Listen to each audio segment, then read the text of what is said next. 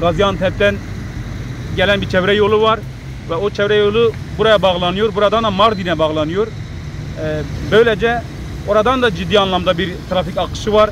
Kamyonlar, tırlar, diğer arabalar, ciddi anlamda burada bir trafik yoğunluğu var. Ama maalesef burası uzun bir süredir dile getirmemize rağmen bununla ilgili yetkililer herhangi bir adım atmış değiller.